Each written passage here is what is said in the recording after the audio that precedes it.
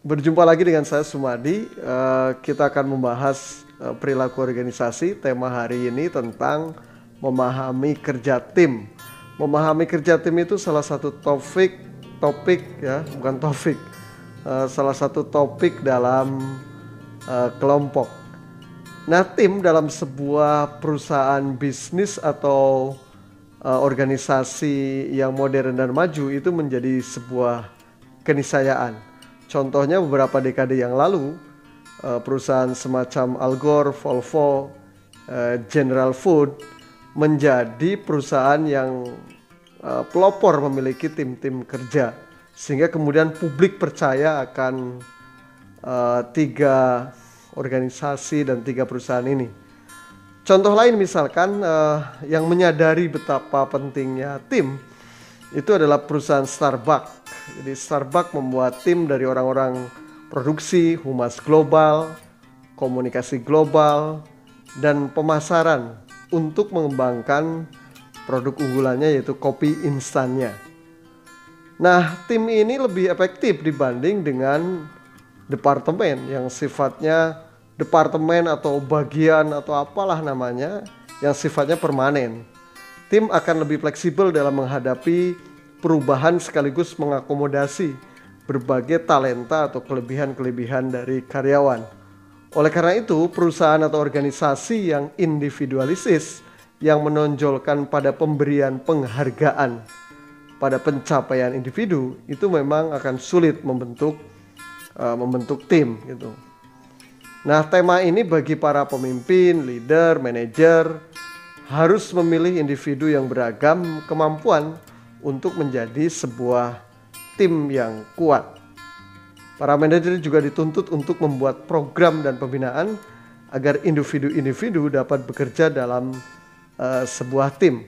Nah, kalau begitu apa sih bedanya antara kelompok kerja dengan tim? Nah, dalam sebuah organisasi atau perusahaan itu ada kelompok kerja, ada tim. Apa bedanya gitu ya? Untuk dapat memahami perbedaan antara kelompok kerja dan tim, kita lihat pertama dari tujuan. Kalau kelompok kerja tujuannya itu berbagi informasi. Kalau tim tujuannya adalah kinerja yang kolektif, jadi kolektif kolegial. Kalau kelompok kerja sinerginya itu netral, bahkan kadang negatif ya, saling menjatuhkan antara satu kelompok dengan kelompok yang lain atau antara individu dengan individu yang lain karena persaingan begitu. Tetapi kalau dalam tim sinergi itu harus positif gitu. Satu sama lain nanti saling menguatkan. Nah, akuntabilitasnya kalau dalam kelompok kerja itu individu. Akuntabilitas dalam tim kerja itu individual, mutual. Artinya individu-individu tetapi dalam tim kerja, dalam satu tim kerja gitu. Nah, kemudian keterampilannya. Kalau dalam kelompok kerja keterampilannya acak, nggak jelas gitu. Apa peta-petanya tidak jelas. Tetapi kalau dalam tim, keterampilannya harus saling melengkapi satu sama lain. Namanya juga tim. Tim yang kuat itu akan berisi beragam talenta tetapi untuk satu tujuan organisasi atau perusahaan. Nah, teman-teman, kemudian dalam sebuah organisasi atau perusahaan biasanya secara umum itu ada tipe-tipe tim ya. Dalam bukunya Robin and Judge itu misalkan dibagi menjadi 5 kelompok tim. Pertama adalah tim pemecahan permasalahan atau problem solving team. Kelompok ini terdiri dari 5-12 karyawan dari departemen yang sama. Bertemu beberapa jam setiap minggu untuk membahas cara-cara meningkatkan kualitas, efisiensi, dan lingkungan kerja. Tim pemecahan masalah ini lebih banyak memberi rekomendasi. Nah, kemudian lebih fokus lagi dari tim pemecahan masalah adalah tim kerja yang dikelola sendiri atau self-managed work team. Ini biasanya itu kelompok yang terdiri dari 10-15 orang. Tim kerja dikelola sendiri, anggota memilih sendiri, saling mengevaluasi, Sehingga supervisor ini tidak begitu dibutuhkan dalam tim kerja yang dikelola sendiri.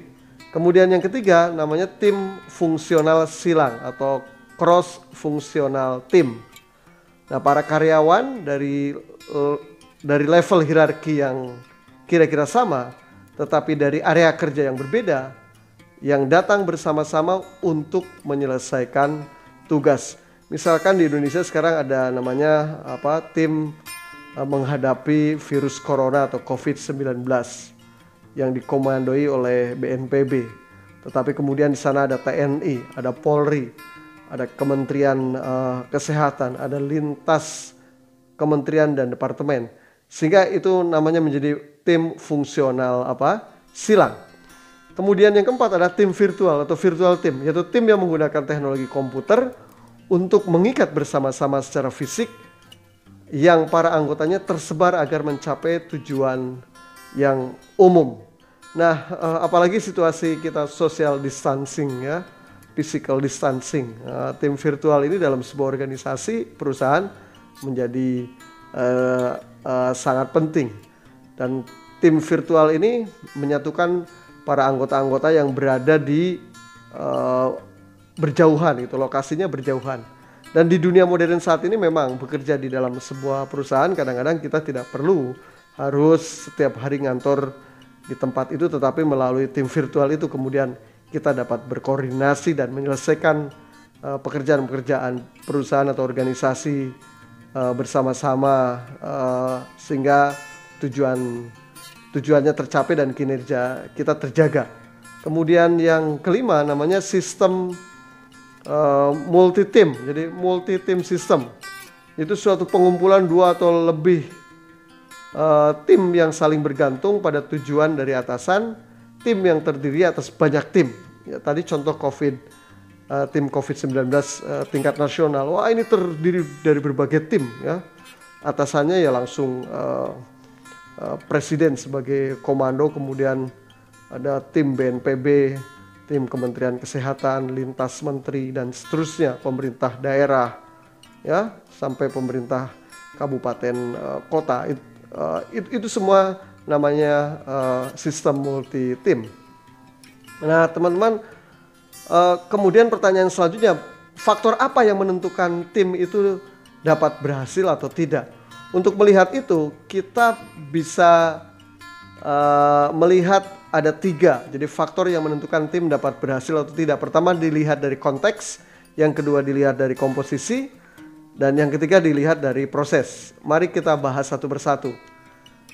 Pertama, faktor yang menentukan tim dapat berhasil atau tidak dilihat dari konteks ya.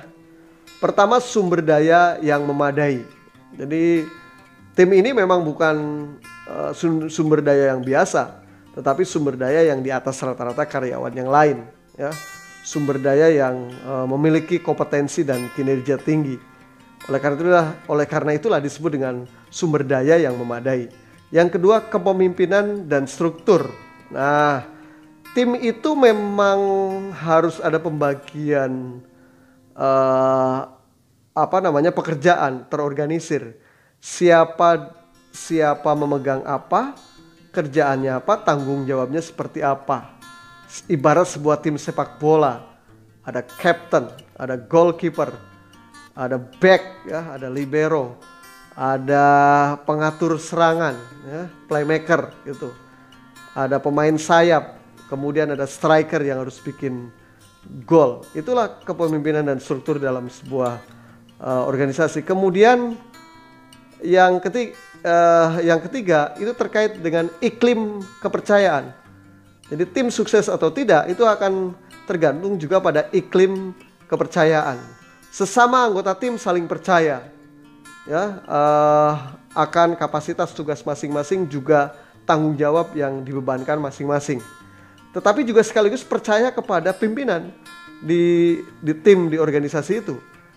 Nah, kalau tidak percaya sama pimpinan, nanti tim akan berantakan, ya, tidak akan bekerja solid menjadi sebuah tim.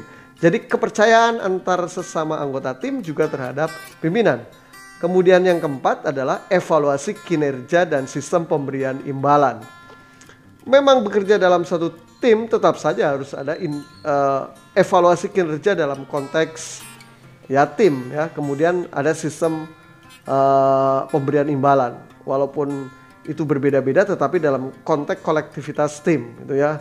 Ya dalam sepak bola misalkan di klub Barca itu Messi yang paling berpenghasilan tinggi.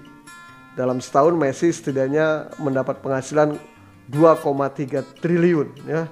Karena Messi ini memang pemain yang berkontribusi sangat besar dan yang menentukan memang tim Barca sukses atau tidak. Kemudian ada Ronaldo ya.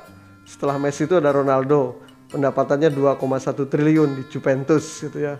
Kemudian ada Neymar di PSG 1,6 triliun gitu. Nah, memang ini berbeda-beda kinerja dan pemberian imbalannya. Nah, kemudian kalau di Liga 1 misalkan tahun 2020 menurut beberapa catatan, siapa pemain termahal di Liga 1 Indonesia? Itu ada Barwanaori 9,2 miliar dikontrak oleh Bali United. Kemudian ada Marco Simic 8,5 miliar. Ada Malvino ya, back dari Arema Malang itu 7,8 miliar. Kemudian ada Nick Kuipers dari Persib, Makan Konate, N2Sel di Bayangkara ya, Makan Konate di Persibaya itu rata-rata mendapat 7,5 M dalam setahun.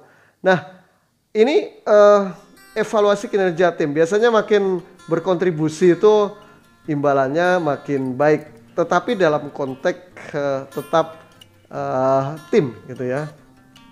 Nah, kemudian faktor yang menentukan tim dapat berhasil atau tidak adalah komposisi tim. Komposisi tim itu terdiri pertama melihat kemampuan dari para anggota ya. Kemampuan dari para anggota. Jadi ya sesuai bidang masing-masing yang beragam sesuai tanggung jawab. Kemudian kepribadian para anggota. Kepribadian para anggota walaupun beragam tetapi dalam kerangka satu tim. Jadi tidak boleh ada yang misalkan berkepribadian tidak sportif ya, tidak jujur, tidak tanggung jawab. Dalam bahasa lain berkepribadian busuk gitu. Nanti ibarat apel dalam keranjang, ada satu yang busuk itu merusak semua gitu. Kemudian alokasi aturan ya. Alokasi aturan itu artinya jadi harus diidentifikasi anggota tim ini. Jangan-jangan ada yang tidak mendapat distribusi tanggung jawab dan pekerjaan. Dan itu bahaya nanti nilai tanggung jawabnya menjadi berkurang antara satu anggota tim dengan tim yang lain. Kemudian besaran tim.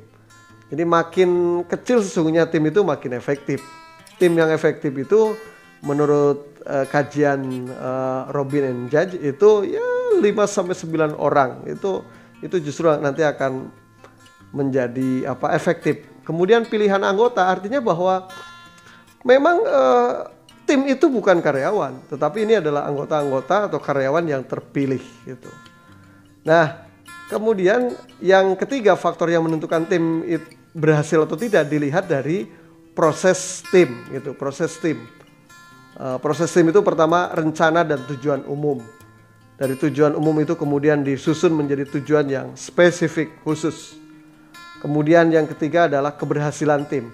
Setiap anggota tim harus memahami bagaimana memiliki pengetahuan dan kepercayaan untuk berhasil. Sehingga itu nyambung dengan yang keempat dalam proses tim itu adalah mental mode. Jadi setiap anggota tim memiliki mental yang pantang menyerah, senang tantangan, ya, kemudian berani menghadapi masalah apapun. Itu mental model. Sesulit apapun pekerjaan dia akan melakukan yang terbaik sampai pekerjaan itu dapat diselesaikan.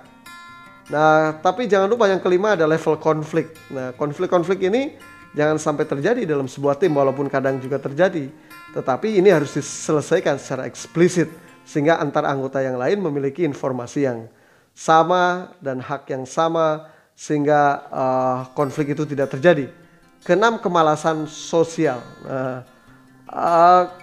Kalau pendistribusian tugas dan pekerjaan ini tidak merata di anggota tim, nanti akan menyebabkan kemalasan sosial. Tetapi ini akan menjadi proses evaluasi sehingga kemalasan sosial tidak terjadi di dalam tim. Nah, teman-teman, bagaimana mengubah individu menjadi pemain tim gitu. Sekali lagi bahwa tim itu bukan karyawan biasa, memang karyawan yang terpilih. Nah, proses mengubah individu menjadi tim itu misalnya pertama ya itu tahapnya adalah pemilihan. Jadi merekrut para pemain. Ini ada sejumlah pekerjaan yang harus kita kerjakan bersama. Tidak semua karyawan cocok untuk masuk tim itu, maka kemudian direkrutlah sesuai kebutuhan.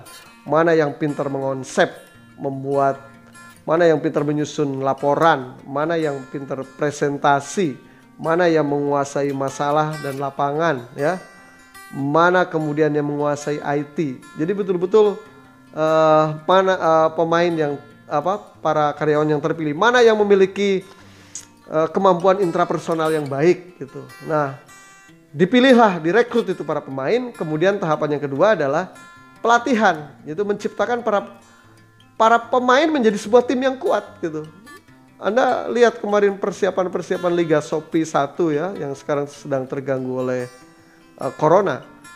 Ya, rekrut tim dari sana sini dan kemudian dilakukanlah proses latihan sehingga jadi tim itu berkinerja dengan baik.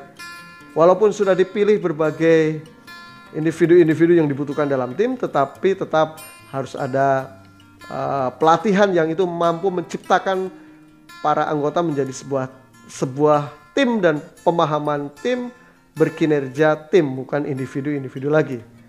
Nah, baru nanti yang ketiga adalah pemberian imbalan, yaitu menyediakan insentif agar seseorang menjadi pemain tim yang baik ya. Di dunia sepak bola ya, dulu Ronaldo, Messi, Griezmann ya, itu awalnya menjadi pemain yang bayarannya kecil, tetapi semakin hari menunjukkan kinerja yang baik, makin tinggi pula kemudian bayaran atau imbalan yang diterima.